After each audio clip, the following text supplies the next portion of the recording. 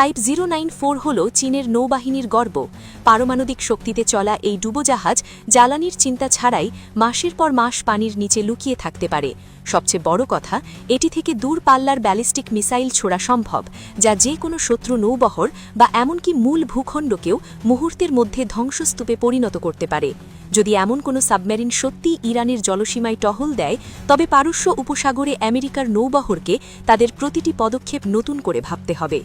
সামরিক বিশ্লেষকদের মতে চীন সরাসরি কোনো যুদ্ধে জড়াতে চায় না, কিন্তু ইরানের সমুদ্রপথ শক্তিশালী করে তারা আমেরিকার ওপর এক মনস্তাত্ত্বিক ও কৌশলগত চাপ সৃষ্টি করতে চাইছে।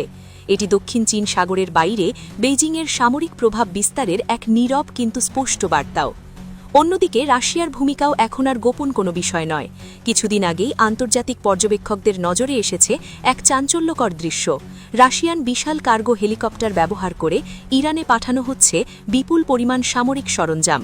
মস্কো বা তেহরান কেউই এ বিষয়ে মুখ খোলেনি, তবে পশ্চিমা গোয়েন্দা সূত্র দাবি করছে এই চালানের মধ্যে রয়েছে অত্যাধুনিক ড্রোন প্রযুক্তি, এয়ার ডিফেন্স সিস্টেমের গুরুত্বপূর্ণ যন্ত্রাংশ এবং প্রচুর পরিমাণে হাই গ্রেড গোলাবারুদ।